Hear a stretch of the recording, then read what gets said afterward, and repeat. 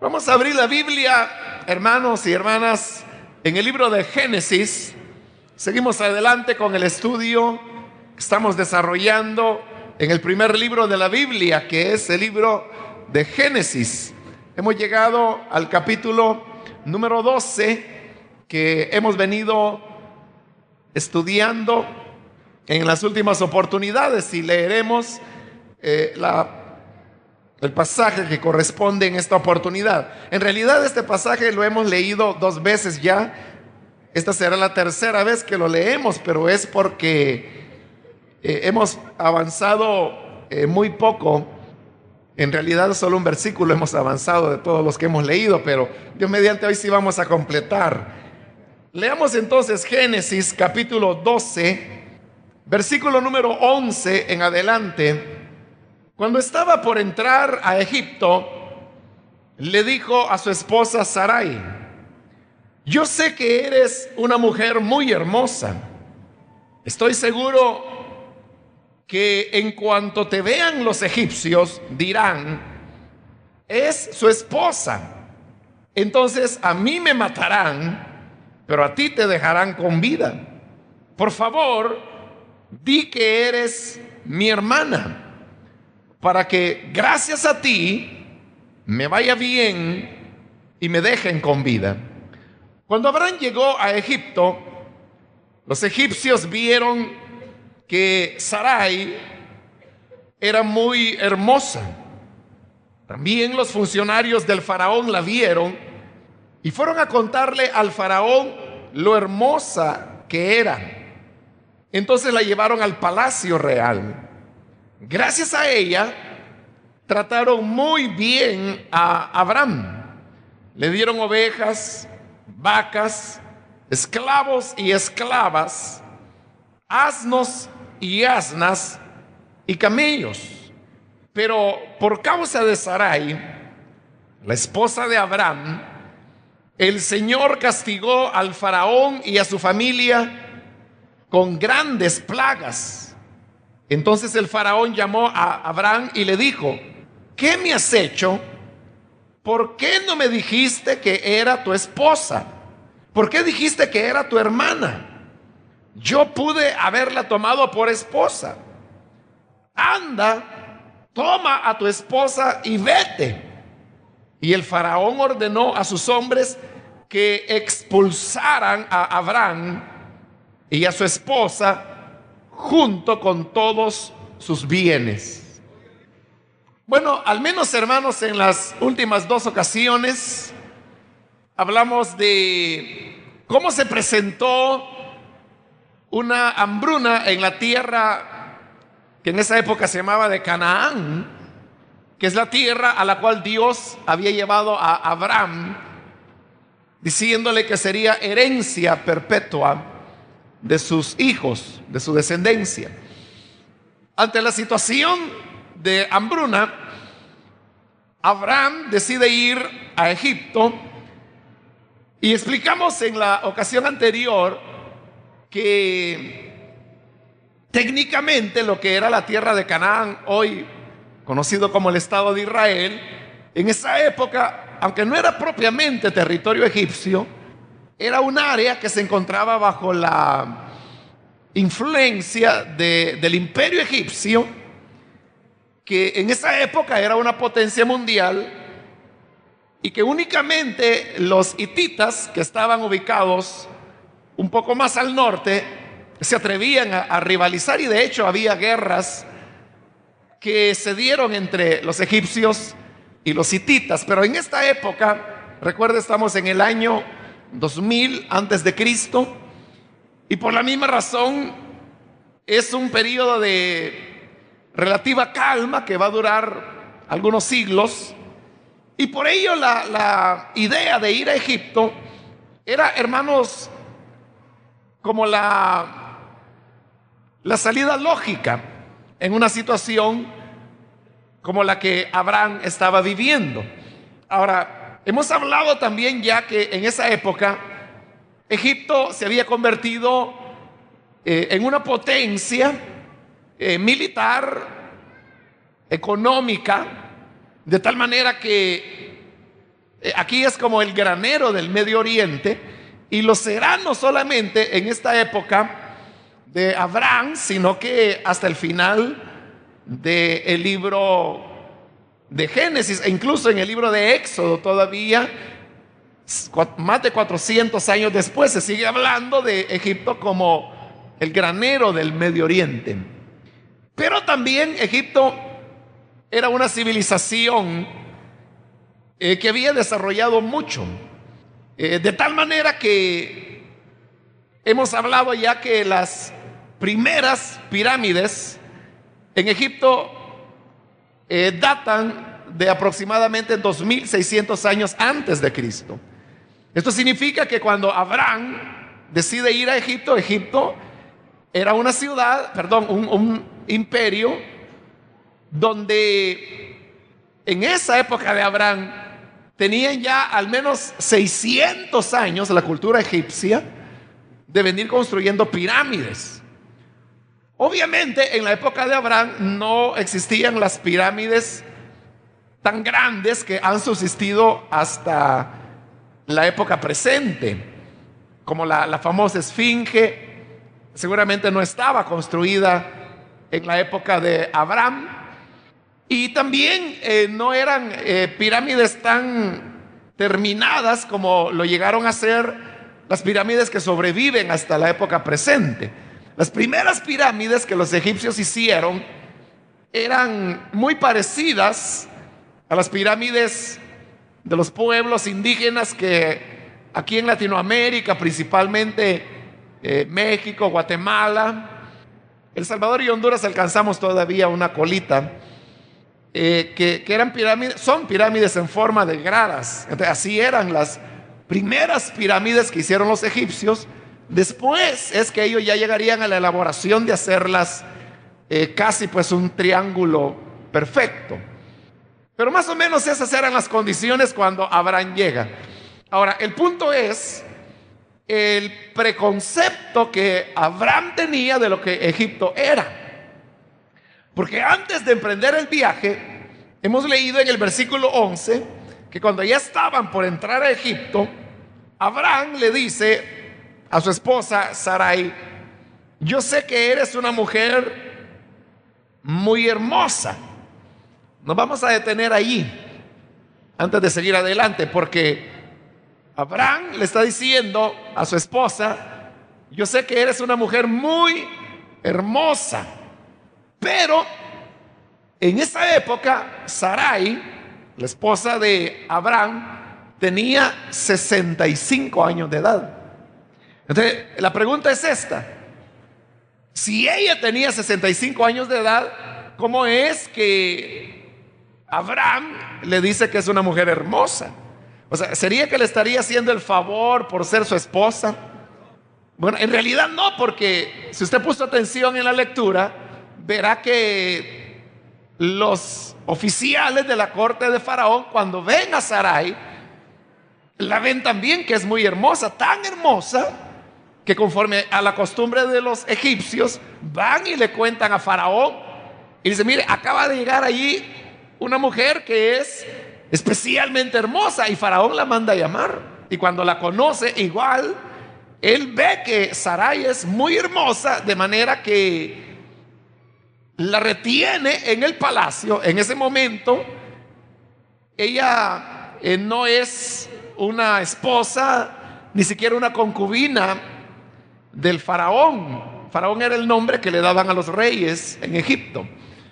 Pero más o menos era la idea hacia la cual se estaba encaminando Faraón.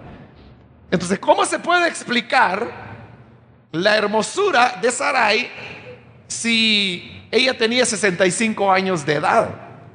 De nuevo, como ha ocurrido varias veces en este libro de Génesis, y yo lo he mencionado, los problemas de interpretación se dan porque nosotros queremos interpretar estos hechos que, como digo, sucedieron 2000 años antes de Cristo, pero queremos interpretarlos de acuerdo a nuestros criterios modernos o actuales.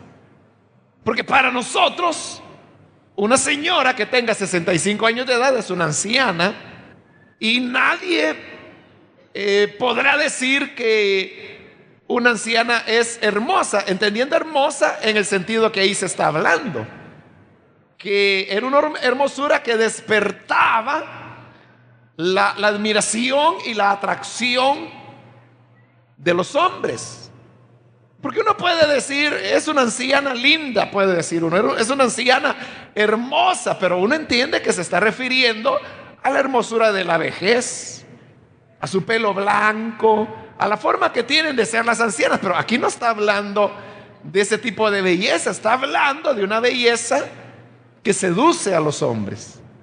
La respuesta a esta aparente contradicción es que hay que tener en cuenta la vida, o el tiempo más bien, que Sarai vivió.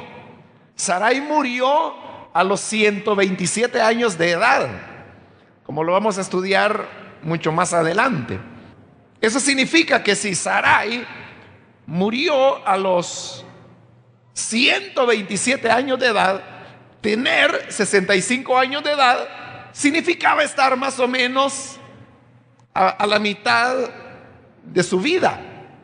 Ahora, si estas ideas las trasladamos, por ejemplo, a lo que es acá nuestro entorno en El Salvador, desde hace varios años se sabe que la expectativa de vida en El Salvador es de 70 años. O sea, lo que vive el salvadoreño promedio en nuestro país actualmente ronda los 70 años. Entonces, si a esos 70 años le sacamos la mitad sería 35 años. ¿Podríamos nosotros hablar de una mujer que a los 35 años es hermosa hoy en día? ¿Qué piensa usted? Claro, claro que sí. Claro, una mujer de 35 años puede ser muy hermosa, puede ser muy atractiva todavía. Claro, nosotros somos un país donde las personas se casan tan jóvenes, prácticamente adolescentes, que se tiene la idea que una mujer que a los 35 años no se ha casado, ya no se va a casar. Pero en Europa, por ejemplo, nadie se casa a edades más tempranas que los 30, los 35, 37, a veces 40 años de edad. Nunca se casan más jóvenes que eso. Entonces, pero el hecho es que 35 años, para lo que es la expectativa de vida nuestra, sí, una mujer puede ser hermosa y puede ser codiciada por los hombres. Entonces, ese mismo hecho es lo que está ocurriendo acá, que la expectativa de vida no eran 70 años. Bueno, y ahí no solo estamos hablando de expectativas, sino que del hecho real que Sarai vivió 127 años. Por lo tanto, a los 65 años ella estaba a la mitad de su vida, que equivaldría, en nuestro caso, a tener unos 35 años de edad. Por esa razón es que, aunque tenía 65 años de edad, lo cual para nosotros en nuestra época y con la expectativa de vida que hay ahora, sería estar ya a un paso de la muerte, ¿no? A 5 años de expectativa de vida, ¿no? Pero en cambio aquí Sara estaba empezando la vida, le faltaba media vida todavía por vivir. A eso se debe su hermosura. Y es precisamente la hermosura lo que le causa una preocupación a Abraham. Entonces, después de haberle dicho, yo sé que eres una mujer muy hermosa, le dice en el versículo 12, estoy seguro que en cuanto te vean los egipcios, dirán, es su esposa. Entonces a mí me matarán, pero a ti te dejarán con vida. Fíjese el concepto que Abraham tenía de los egipcios. Abraham nunca había estado en Egipto. Pero cómo él está catalogando a los egipcios. Los está catalogando como personas, ¿qué le diría? Crueles, sin ningún tipo de respeto a la persona humana. Abraham pensó, los egipcios son tan malos que si ellos saben que Sarai es mi esposa y cuando la vean que es muy hermosa, lo que harán es que me van a matar a mí para quedarse con mi mujer. Esa era la idea que él tenía, que los egipcios eran tan perversos que le matarían a él para arrebatarle a la esposa. Esa es la idea que él tiene, y por ahora vamos a dejarlo ahí, esa idea de Abraham. Pero usted ahora viene y le hace una propuesta. En el versículo 13 le dice: por favor, di que eres mi hermana, para que gracias a ti me vaya bien y me dejen con vida. Como lo habíamos mencionado en un estudio anterior, hablamos de cómo Abraham es un modelo. No en balde la escritura lo llama el padre de la fe.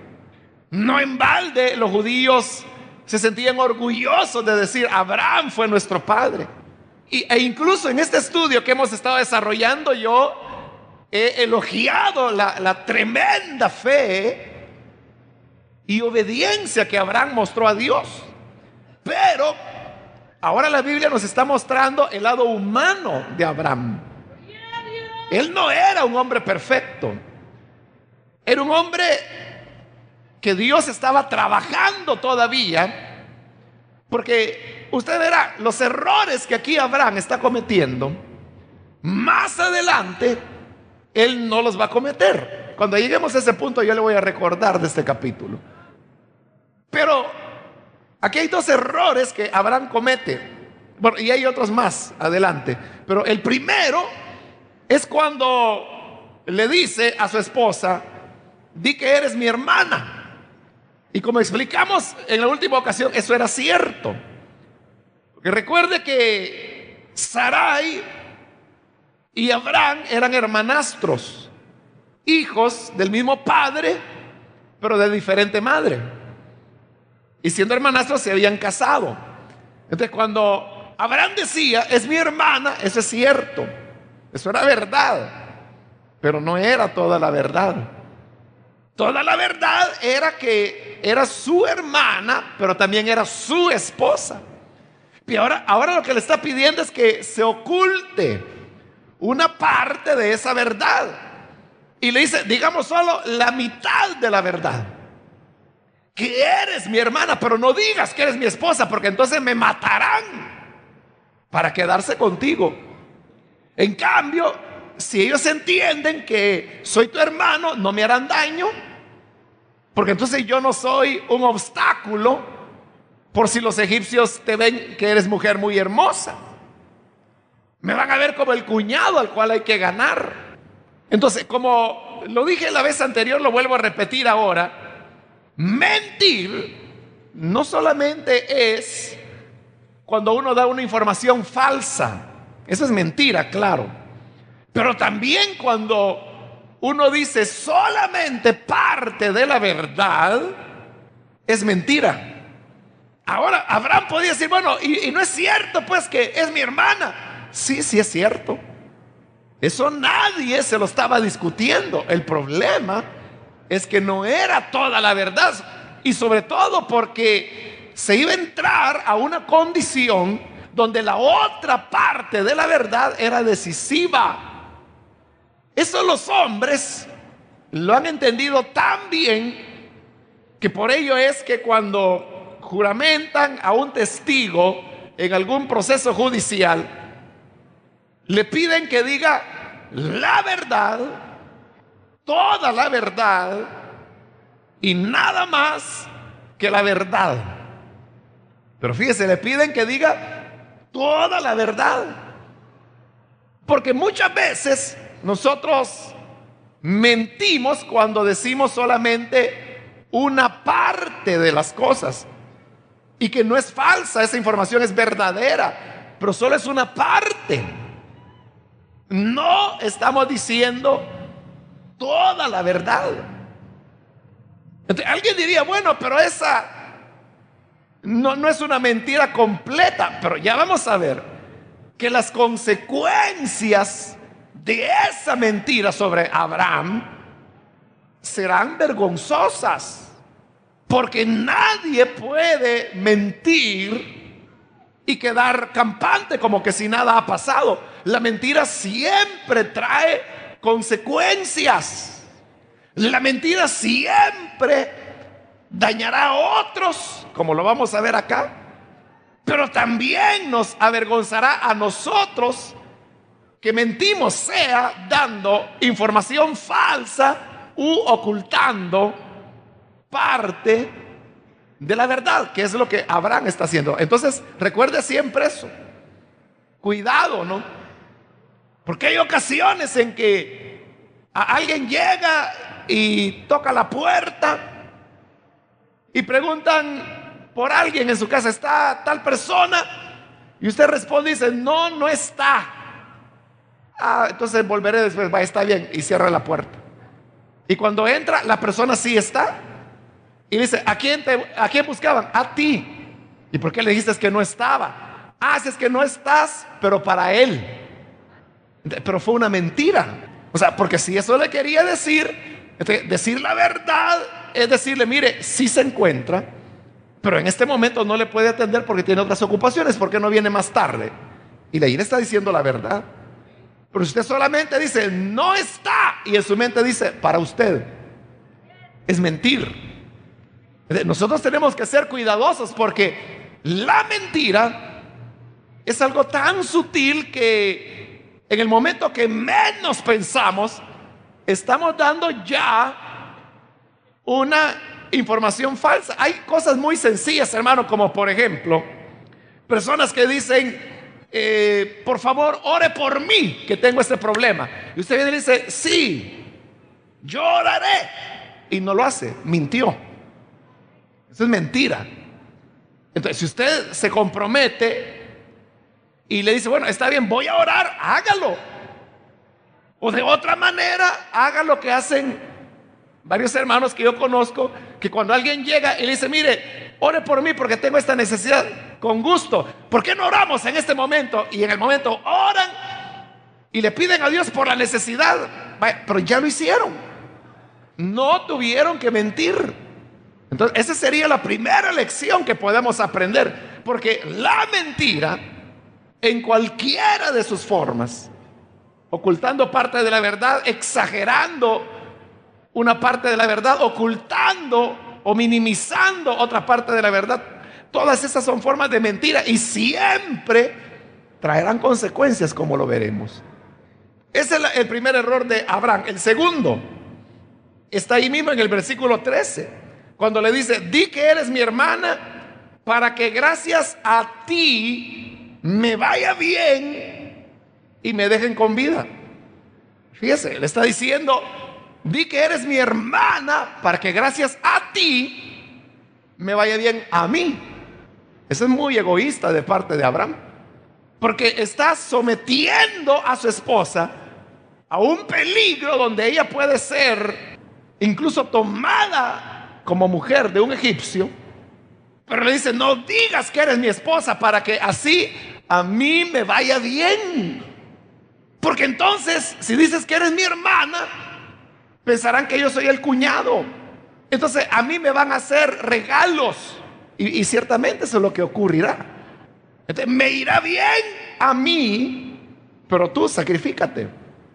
Eso es algo muy egoísta de parte de Abraham, que es una lección que él aprenderá, porque en el siguiente capítulo, que es el 13, veremos cómo Abraham ha aprendido la lección. Y ahí las cosas se invierten. Y ya él no busca su provecho, sino que cuando se tiene que separar de su sobrino Lot, le dice, mira, tú escoge la parte de la tierra que quieras.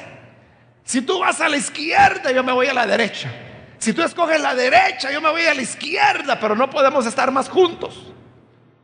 Y claro, Lot escoge la parte más irrigada, el valle del Jordán, la parte verde, porque la otra parte era las montañas desérticas. Entonces Lot dijo, me voy a la parte verde, a la parte irrigada, donde había riqueza, donde se podía cultivar. Está bien, le dijo Abraham, si eso quieres, vete ahí y yo me voy arriba a la montaña desértica. Ahí Abraham, fíjese, ha abandonado el egoísmo. Por eso le digo, Abraham no era un hombre perfecto, pero era un hombre en el cual Dios estaba trabajando, no estaba terminado. Si usted se pregunta, porque Dios le ha prometido tener un hijo, pero para que esa promesa de tener un hijo se cumpla, Dios se va a tomar 20 años. Entonces la pregunta sería, ¿por qué Dios se tardó tanto? ¿Por qué a Dios le costó tanto darle un hijo a Abraham? A Dios no le costó. A Abraham fue al que le costó llegar a ser la clase de hombre que Dios quería que fuera, para que de él naciese el pueblo que él mismo le ha dicho que en ese pueblo serán benditas todas las naciones de la tierra, porque de allí habría de nacer el Cristo. Entonces Dios está trabajando con Abraham. Ahora piensen esto, si Abraham, que era Abraham, era el padre de la fe, Dios tenía que estar todavía trabajándolo, cambiándolo, quitándole ese egoísmo. ¿Cuánto más trabajo Dios no tiene que hacer con nosotros?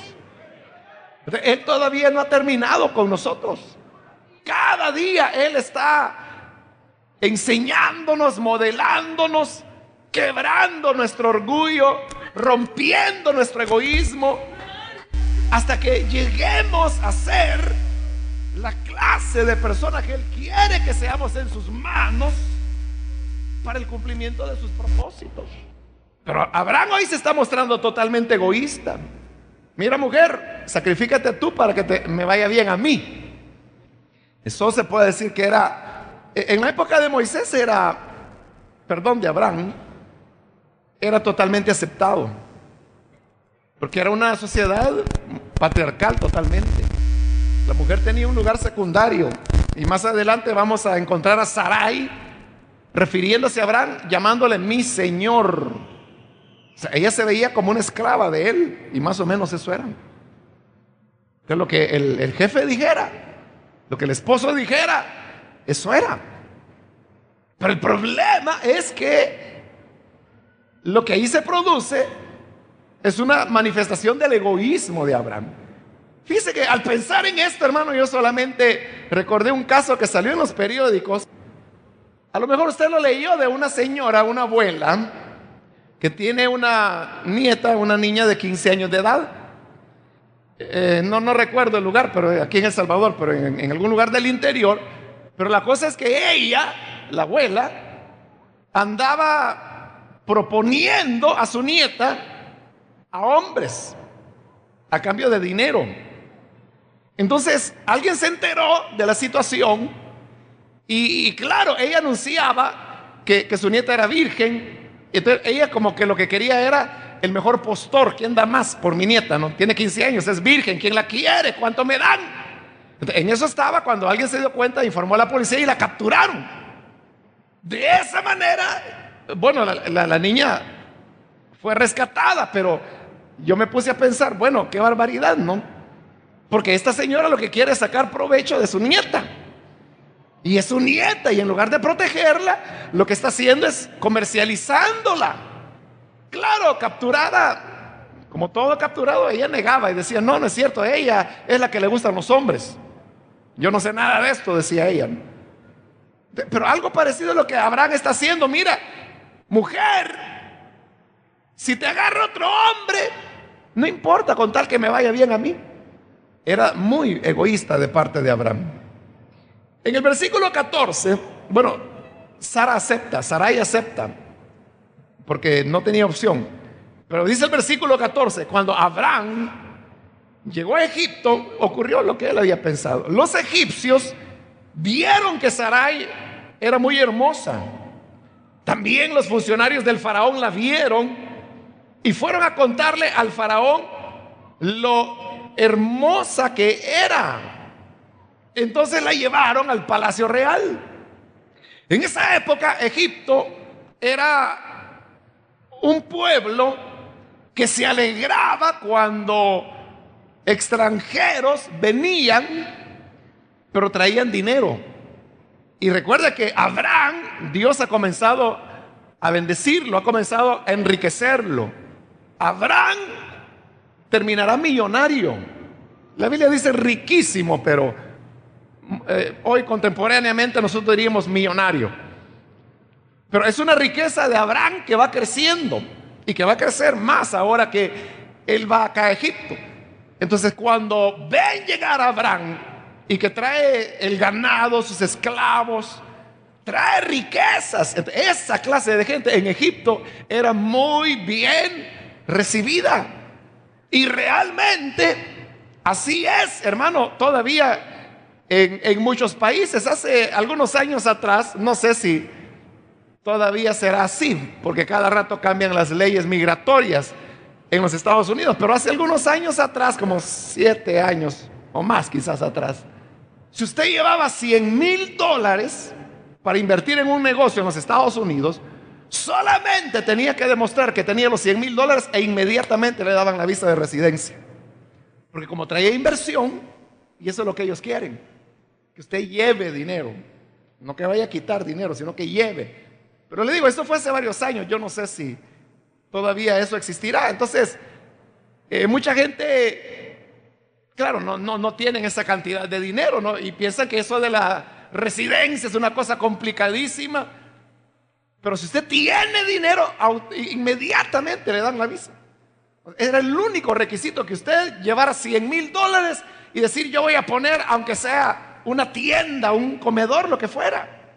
Pero cantidad mínima, $100,000. Si la llevaba, inmediatamente le daban la visa de residencia. Y entraba legal y se quedaba a vivir. Algo así era en Egipto. De Abraham traía dinero, lo reciben. Y lo tratan bien, y cuando lo tratan bien, ven a Sarai. Y cabal, la ven hermosa. Y los egipcios comienzan a decir, qué hermanita la de Sarai. La de Abraham, perdón. Pero la voz se corre y llega hasta Faraón y le dice, mira, ha venido un extranjero muy adinerado, pero tiene una hermana que deberías conocerla. Se la traen a Faraón, conoce a Sarai, la ve muy hermosa, de manera que se queda en el palacio. Y entonces Faraón comienza el proceso para tomarla por mujer. Entonces, en Egipto la costumbre era darle regalos a la familia, pero como en este caso el único familiar era Abraham, porque el resto de la familia, recuerde, los dejó allá, parte en Ur de los Caldeos, parte en Harán. Entonces dice el versículo 16, gracias a ella trataron muy bien a Abraham. O sea, Abraham bien, muy bien tratado, pero Sarai allá en el palacio angustiada. ¿Y si este rey me agarra? ¿Y si este rey termina tomándome por mujer? Pero él muy bien. Y dice, le dieron ovejas, vacas, esclavos y esclavas, asnos y asnas y camellos.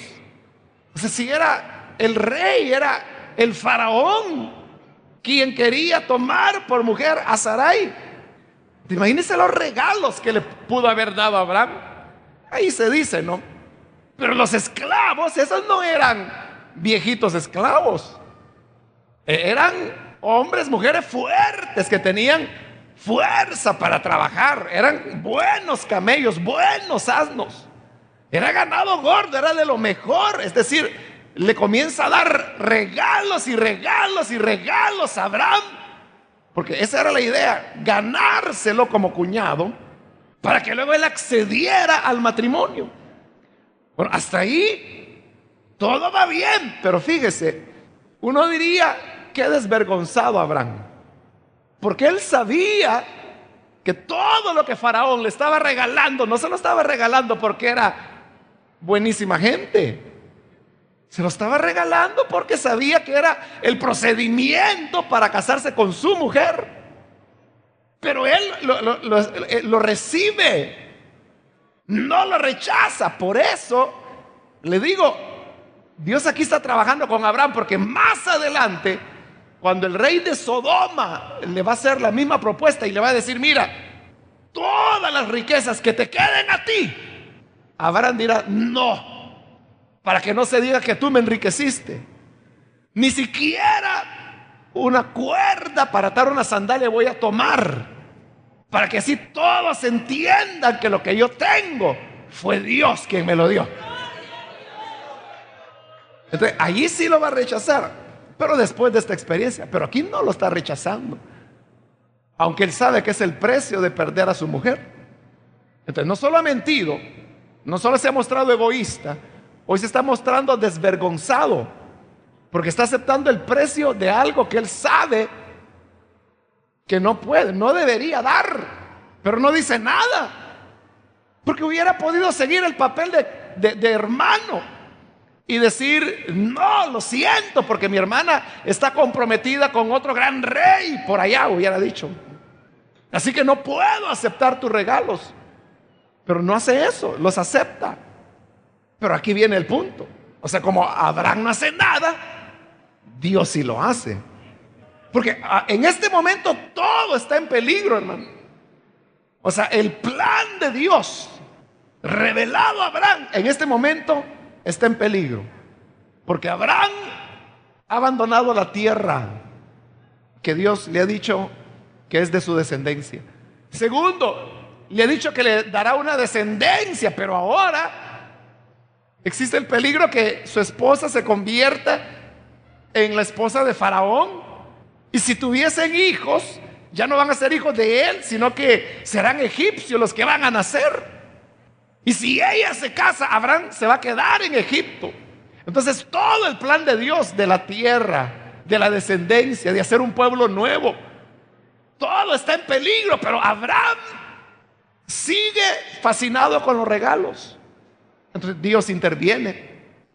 Versículo 17 dice: pero por causa de Sarai, la esposa de Abraham, el Señor castigó al faraón y a su familia con grandes plagas. Como no decía nada Abraham, Dios comienza a enviar plagas sobre faraón y sobre su familia.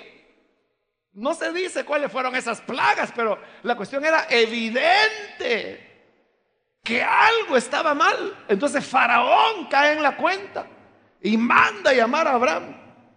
Y dice el versículo 18: entonces el Faraón llamó a Abraham y le dijo: ¿qué me has hecho? ¿Por qué no me dijiste que era tu esposa? O sea, de alguna manera él llegó a saber que era hermana de Abraham, pero que también era su esposa. ¿Por qué dijiste que era tu hermana? Y le dice: yo pude haberla tomado por esposa. Y realmente hacia eso iba. Y ahora dice: anda, toma tu esposa y vete. Pero fíjese, ¿qué está pasando? Obviamente, ni Faraón ni los demás egipcios tenían conocimiento del Dios verdadero. Porque recuerde, esta es una época en la cual el conocimiento de Dios se ha perdido. Y Dios se ha revelado a Abraham. Abraham sabe que existe un Dios que ha creado los cielos y la tierra. En Egipto no. Los egipcios creían que el río Nilo era un Dios. Ellos creían que los toros era un Dios. Los egipcios creían que los escarabajos eran Dios. Los egipcios creían que las ranas eran Dios. Pero a pesar que ellos estaban hundidos en el paganismo, había un concepto moral, si usted le quiere llamar, o religioso, como le quiere llamar. Pero los egipcios sabían que había cosas correctas e incorrectas. Entonces, cuando vienen las plagas, Faraón piensa y dice: esto es castigo de los dioses, porque no creían en un Dios, sino que en varios. Esto es un castigo de los dioses. Claro, no sabía que no eran dioses, sino que el único Dios verdadero. Y era cierto que era un castigo y ellos lo entienden. Entonces, como le digo, el relato no dice mayor cosa, pero a lo mejor comienzan a averiguar. A lo mejor Faraón habla con Sarai y le dice: mira, ¿qué pasa? Desde que tú estás aquí, solo paso enfermo, mi familia enferma, viene plaga sobre mí, sobre mi familia todo el tiempo. ¿Qué pasa? Entonces, a lo mejor Sarai le dijo: mira, la verdad es que Abraham es mi hermano, pero no solo es mi hermano, es mi esposo, soy mujer casada. Entonces Faraón se da cuenta, y al darse cuenta manda a llamar muy molesto a Abraham Y dice, ¿qué es esto que me has hecho? Yo también que te he tratado, te he regalado ganados, esclavos, te he enriquecido y mira la manera en que me pagas. ¿No te das cuenta que por haber mentido pude haber tomado a tu esposa como mi mujer? Fíjese, hay un concepto entre lo bueno y lo malo. Y ellos sabían, aunque es Egipto, el puro paganismo. No tienen conocimiento de Dios, pero sabían que no es correcto tomar la mujer de otro hombre. Entonces, fíjese, qué choque, hermano, entre la idea que Abraham tenía de los egipcios y lo que los egipcios en realidad eran. Porque se recuerda el concepto de Abraham. Él dijo, los egipcios son tan perversos que Sarai, me van a matar a mí para quedarte contigo. Pero ¿quiénes eran los egipcios? Con todo y su paganismo. Pero le dicen, no, le dice el rey, imagínense, el rey, no puedo tomar una mujer que pertenece a otro hombre. Ellos quizás ni tenían el concepto de adulterio, no lo sé, pero sabían que no era correcto. Entonces, ¿qué ocurre? Que aquellos que Abraham pensaba que eran muy perversos, y por eso les oculta parte de la verdad, resulta que esos perversos ahora están corrigiendo al padre de la fe. Entonces, ¿qué significa eso, hermano? Que Dios se manifiesta en el mundo de diversas maneras. Por eso es que los teólogos hablan de la revelación especial y de la revelación general. La revelación especial es aquella en la época presente que recibimos, por ejemplo, los que tenemos acceso a la Biblia, conocemos el mensaje del Evangelio, conocemos a Jesús, su obra, sus enseñanzas. Esa es una revelación especial. Pero hay personas que nunca han escuchado del Evangelio, pero tienen un concepto entre lo bueno y lo malo, como lo tenía Faraón. ¿De dónde lo sacaron?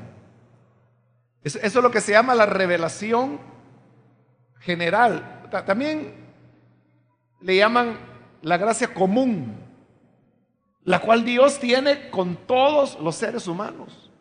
Mire, esto es parecido a aquel pasaje en el libro de los Jueces, de aquel levita que va de regreso con su esposa a casa y le toma la noche. Y hay una ciudad.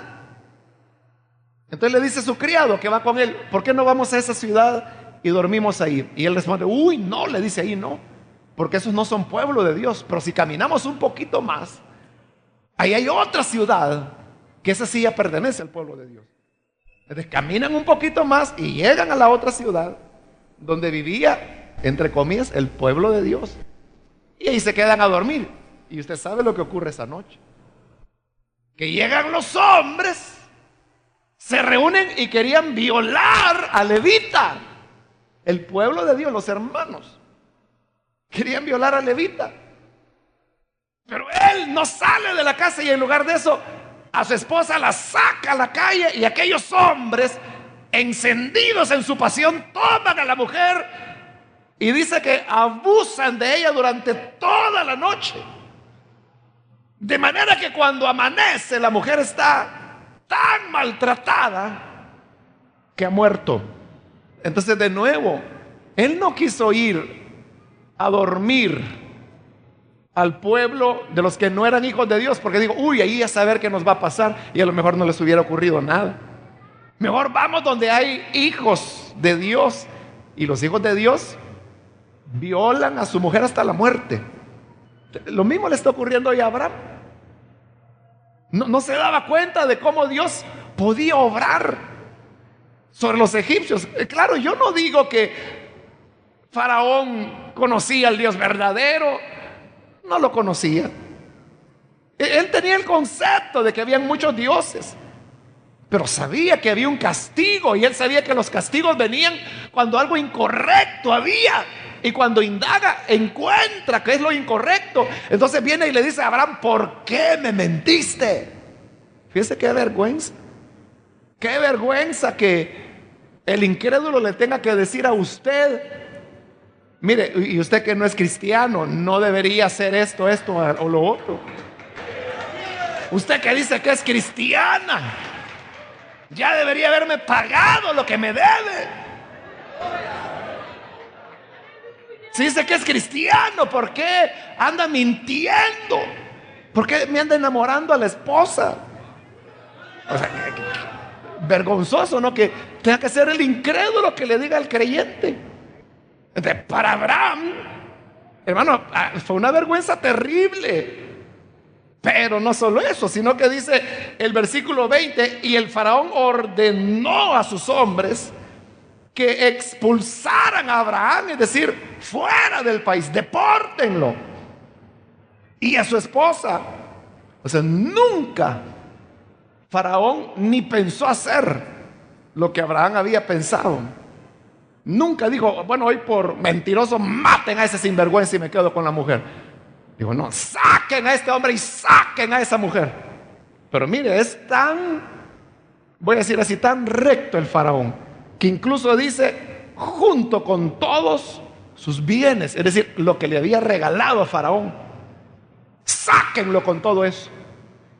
Porque Faraón podría haber dicho: mira, yo todo eso te lo di porque pensé que podíamos ser cuñados, pero como vi que me engañaste, devuélvemelo. Y hubiera sido justo. Pero Faraón tenía el concepto: o sea, yo te lo di por un aprecio, por un amor, es tuyo. Y aunque lo adquiriste por mentira, pero es tuyo. Lo único que te voy a pedir es que por favor te me vas ya. Y Abraham se tiene que ir, pero ¡qué vergüenza! Claro, se va con su mujer sin que le hubieran tocado un cabello. Se va con mucha más riqueza que con la que había llegado. Y uno diría: bueno, fue correcto que se llevara esa riqueza mala vida. No hubiera sido más correcto que se lo dejara, aunque Faraón le dijo: llévate lo que te di. Pero Faraón lo que quería era evitar la situación de pecado. Entonces, este pasaje nos enseña cómo nosotros debemos tener cuidado en nuestra vida, no mentir, ser honestos, ser rectos. No hay nada mejor que decir la verdad. Y aunque usted se avergüence, pero mire, la mentira siempre trae consecuencias. Y ahí lo tienen Abraham. La vergüenza que tuvo que pasar por andar ocultando parte de la verdad. Entonces no hay nada mejor que llevar una vida de rectitud, decir la verdad. Tal vez en el momento decir la verdad le hará sentir avergonzado, apenado, pero será ese momento. Pero después de haber dicho la verdad, la satisfacción que se hizo lo correcto. Y el que hace el bien, Dios lo bendice. Dios honra al que le honra. Pero si mentimos, usted mismo se va a sentir mal. Y de todas maneras la verdad siempre se sabrá. Jesús dijo: no hay nada oculto que no haya de salir a luz. Y ese es el problema, que cuando sale a luz antes que usted lo haya dicho, la vergüenza será para usted, como lo fue para Abraham. Así que es mejor ser verdaderos y honestos delante de Dios, delante de las personas creyentes o incrédulos.